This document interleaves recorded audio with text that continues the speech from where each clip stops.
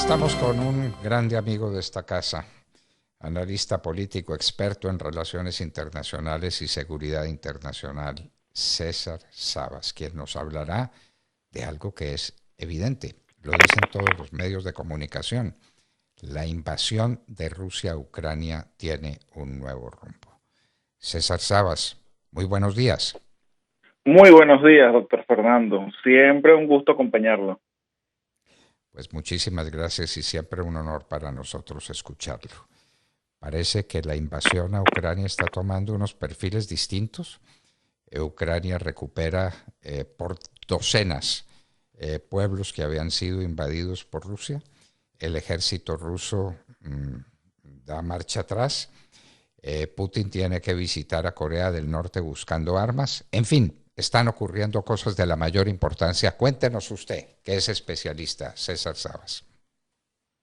Pues bueno, sí, hubo un punto de inflexión en el conflicto, en la guerra. En estos momentos podemos decir que siempre había dicho que la guerra iba y los tiempos iban a favor de Rusia, pero desde que hubo este punto de inflexión y que ya lo voy a explicar, pues las circunstancias están cambiando y ahora están yendo a favor de Ucrania. Básicamente, ¿qué fue lo que pasó? Hay dos regiones, y es importante para no confundirlas. Una que se llama Gerson, está al sur de Ucrania, y otra que se llama Kharkov, que está al este. Están separadas, Kharkov y Gerson. En la región de Gerson, los rusos, que la han tomado desde hace tiempo, tienen el proyecto de hacer un referéndum ficticio y declarar ahí una república independiente, que por supuesto sería un país títere de Rusia. Y Zelensky siempre estuvo, digamos, con el proyecto y el empeño de hacer una contraofensiva, recuperar Gerson y pues arruinar los planes de hacer ese referéndum.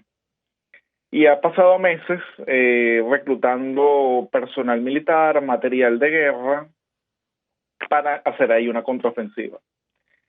Es importante señalar que desde el primer día de la invasión, Ucrania decretó la movilización general. ¿Qué significa movilización general? Que todo hombre en edad militar de Ucrania tiene impedida la salida del país y está llamado a las armas. Rusia no ha declarado la movilización general en su país y los rusos viven como que si estuviesen en otro mundo. La guerra es en Ucrania, pero no en Rusia. Y se está haciendo la guerra con los 200.000 soldados que Rusia mandó. Desde Gerson hasta Kharkov es un frente muy amplio, son 2.000 kilómetros cuadrados, que los rusos tienen que defender. Y teniendo en cuenta que son 200.000 hombres armados en contra de muchísimos cientos de miles de hombres más ucranianos, pues es muy probable que en ese frente haya algún flanco descubierto, sin defender. Entonces, ¿qué es lo que sucedió? Cuando Zelensky va a hacer el contraataque en Gerson, la inteligencia americana le aconsejó a Zelensky, porque Zelensky venía cometiendo una serie de errores militares importantes, y eso ponía siempre la guerra a favor de los rusos. La inteligencia americana le recomendó a Zelensky que no pusiera todos los huevos en la misma cesta y que en vez de lanzar todo su ejército hacia Gerson, con una alta probabilidad de que esta contraofensiva fracasara y que el ejército ucraniano fuera aplastado, era mejor tantear en dos zonas distintas. Y si fracasaba en un sitio, tal vez no iba a fracasar en la otra. Y la contraofensiva empieza en la región de Gerson, que está al sur. Y esta contraofensiva pues no empieza muy bien. Los rusos habían mandado sus mejores tropas a Gerson. Según una entrevista que publica el Washington Post a un militar ucraniano que participó en Gerson, pues por cada muerto ruso eran 5 muertos ucranianos. Pues digamos que no estaba yendo muy bien. Así que los ucranianos pues deciden tantear por Kharkov. Y resultó que los rusos, el mando militar ruso que estaba en Kharkov, era altamente incompetente y hizo errores militares que ni siquiera son recomendados por los clásicos militares rusos, que eso dice mucho de su profesionalismo, que fue poner a un pequeño y reducido grupo de soldados mal entrenados, en su mayoría prácticamente reclutas, a vigilar ciertos cuellos de botella, dejando grandes espacios sin defensa. Y recordemos que Ucrania está apoyado por Estados Unidos, que tiene satélites, entonces pudo observar dónde estaba descubierto el frente ruso. Le recomendaron eso a los ucranianos y cuando vieron la posibilidad de entrar por Kharkov, empezaron a entrar en masa las tropas ucranianas y empezó a haber pánico dentro del ejército ruso que estaba ahí en Kharkov, porque pues los estaban atacando y no tenían las defensas preparadas. Entonces los rusos lo que empezaron fue a huir en masa y los mismos rusos tuvieron que mandar helicópteros para retirar las tropas rusas que estaban en Kharkov. En 3 días recuperaron más de 200 poblaciones, ciudades importantes, los ucranianos, pero sobre todo que fue una victoria moral fundamental. Estamos hablando de una derrota operativa por parte de los rusos, todavía no es una derrota estratégica, porque hubiese sido estratégica si el ejército ruso que estaba ahí en Kharkov hubiese sido cercado. Entonces hubiesen o todos sido de baja o hubiesen sido apresados, pero ellos pudieron huir. Dejaron ahí mucho material militar, eso es cierto. De hecho, en las trincheras se ve una gran cantidad de municiones. Quiere decir que la derrota no fue por falta de municiones, sino por incompetencia de su mando. Ellos pudieron huir, pues a lo mejor ellos van a ser desplegados en otras partes del frente. Pero lo fundamental de todo esto es que Zelensky le dice a sus aliados occidentales que sí puede ganar la guerra. Esta derrota rusa era inesperada por todos los aliados, por lo menos no así tan contundente. Y otra cosa es que dentro de los mismos canales de Telegram rusos están enfurecidos por la incompetencia del Ministerio de Defensa ruso. Los mismos soldados rusos en Ucrania consideran que han sido dejados solos en Ucrania, que el liderazgo ruso se está mostrando altamente incapaz e incompetente, que ellos están luchando la guerra por ellos solos y fundamentalmente que ya le han exigido, y esto es algo que se acaba de evidenciar, que le han exigido desde hace meses al Ministerio de Defensa reemplazo de sus comandantes, de sus generales, de sus tácticas militares, y todas han sido pues desestimadas, ni siquiera los han escuchado. Entonces que ellos sienten que están librando una guerra.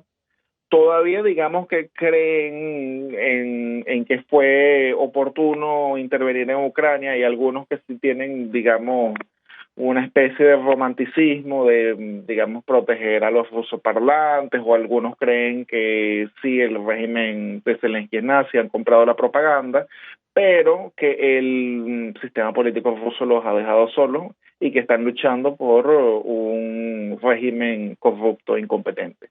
Entonces, ¿cómo se va a manejar esto? Pues ahí es una gran interrogante. Que puede venir ahora es una gran interrogante. Rusia todavía no ha sido derrotada y todavía tiene recursos, pero lo fundamental es que el tiempo se le está acabando a Putin y tiene que encontrar medidas para revertir la situación. Sobre todo, levanta la moral a sus soldados que no se esperaban este tipo de derrota y tuvieron la derrota, y ellos sienten que es producto de la propia incompetencia rusa. Bueno, pues no es fácil la situación y sobre todo inesperada. César Sabas, ¿no es cierto? Al principio, sí, totalmente inesperada. Al principio la gente creyó, como creyó Putin, que eso iba a ser un paseo militar por Ucrania para tomarse el país sin mayor costo. Y ese paseo se ha convertido en una verdadera guerra muy difícil de librar, y donde no hay voluntad de lucha, porque el ucraniano sabe por qué lucha. El soldado ruso, ¿qué sabe? ¿Por qué lucha el soldado ruso? ¿Por qué se hace matar? ¿Por qué arriesga todo lo que tiene y todo lo que es a cuenta de qué? ¿Qué es lo que va a ganar en Ucrania? ¿Qué es lo que significa la guerra para la mayoría de los soldados rusos? Eso es lo que estamos viviendo. ¿Y qué está pasando en la otra región? La región donde están concentrados los mejores efectivos del ejército ruso, César. En las batallas, por los momentos no hay grandes avances ucranianos. Ahora, el problema sería con esta derrota en Kharkov, cómo eso impacta en la moral de los soldados. Eso sí pudiese haber un cambio. O si hay algún cambio de estrategia de los rusos que consideren que como el frente es demasiado amplio y Putin tiene dos opciones, una o replegarse u otra llamar a la movilización general, y al parecer él no quiere llamar a la movilización general en Rusia y la está evitando a toda costa.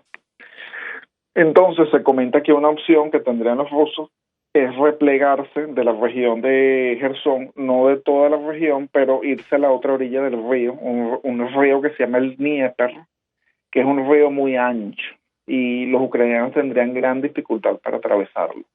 Eso es una alternativa, sin embargo yo no estoy tan seguro. Yo creo que los rusos sí van a luchar por la región de Gerson.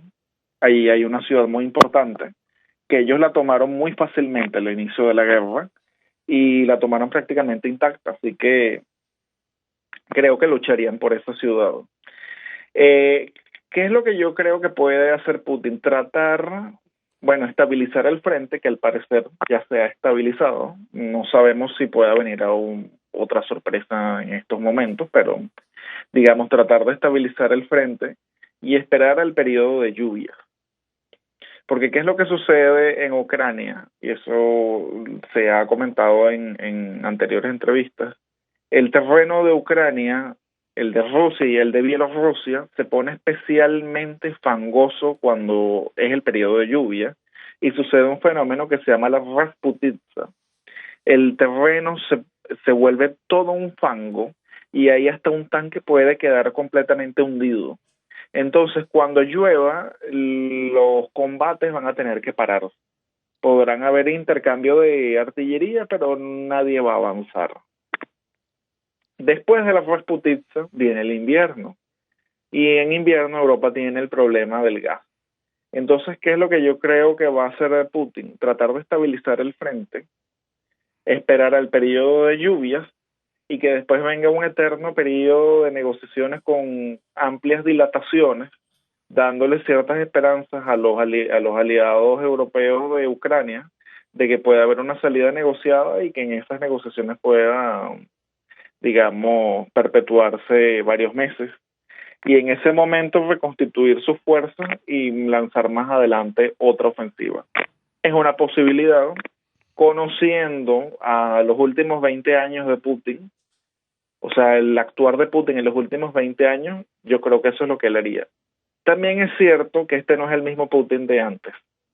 Es un Putin mucho más distante, mucho más emocional, y no sé a estas alturas si esté asesorado por alguien, porque justamente se ha vuelto demasiado distante. Una de las cosas que que comentan algunos políticos, e incluso el presidente de Chechenia, Ramzan Kadyrov, llegó a decirlo, que pues Putin se ha vuelto inaccesible. Entonces ya empieza a surgir todo tipo de rumores de qué es lo que está pasando al interno de Rusia. Hay una situación que no sé cómo describirla, pero es bastante extraña y no tengo mayores datos, pero ha habido últimamente una ola de suicidios bastante misteriosos dentro de oligarcas rusos y de altos ejecutivos de empresas claves. Putin ha sido inaccesible. En parte estas mesas kilométricas que Putin utiliza sentando a la gente a la otra punta demuestra que ha habido un cambio. Entonces, pues digamos que no es el mismo Putin de antes, y se vuelve un poco más difícil de predecir cuál será sus futuros movimientos. El Putin de antes hubiese sido un poco más cauto, menos imprudente incluso en la guerra de Ucrania, y tal vez lo más seguro es que buscaría dilatar este conflicto hasta el invierno, llegar a negociaciones y que al final Ucrania termine siendo, digamos, de alguna forma dejado de lado por los occidentales. Pero no sé cómo va a actuar Putin, y Zelensky evidentemente que no puede permitir eso, porque Zelensky tiene que aprovechar este impulso para recuperar el territorio que Rusia le ha quitado desde el 24 de febrero, por lo menos. Bueno, ya saben ustedes pues cómo va esto, que definitivamente no va bien, que ha tenido un costo gigantesco para la humanidad. En eso a veces no se para mientes, ¿no? Lo que esto le ha costado al mundo. Totalmente, sí, y la gran cantidad de bajas civiles y militares, que son muchísimas, pero muchísimas más de lo que se comentan. Claro. ¿Cuánta es la gente que ha muerto por una invasión que la gente sigue sin entender? Y el pueblo ruso no lo entiende, y el pueblo ruso está sufriendo también, ¿no? La situación económica de Rusia no es una situación boyante. No, y pues bueno, es un país que se va a ver aislado de Occidente y de Europa, y eso va a tener algunas consecuencias posiblemente impredecibles. Bueno, en eso estamos, queridos amigos. Viene el otoño y viene el invierno. ¿Qué va a pasar? Primero las lluvias, primero el fango. ¿Cuál va a ser el efecto sobre los combatientes y sobre quienes están adelantando esta ofensiva y esta contraofensiva? ¿Y qué va a pasar después en el invierno? Que es muy crudo en esa región, ¿no? Estamos hablando de... Muy crudo. Muy crudo, muy crudo. El invierno ruso, pues es que, olvídense, en el invierno ruso quedaron enterradas las tropas napoleónicas y las tropas de Hitler. Y esa zona es esa zona, eso es lo mismo. Eso es lo mismo. ¿Qué va a pasar? ¿Qué va a pasar entonces? César Sabas, muchísimas gracias por darnos esta espléndida lección geopolítica y militar sobre lo que está pasando en este momento en la invasión de Rusia a Ucrania. Muchísimas gracias. Muchas gracias a usted por la invitación, doctor Londoño. Bueno, queridos amigos, escucharon y entendieron, ¿no es cierto? Qué maravilla es oír hablar a expertos de verdad, a gente que de verdad conoce las cosas y habla de lo que sabe. La invasión rusa a Ucrania con un nuevo sentido, con una nueva dinámica.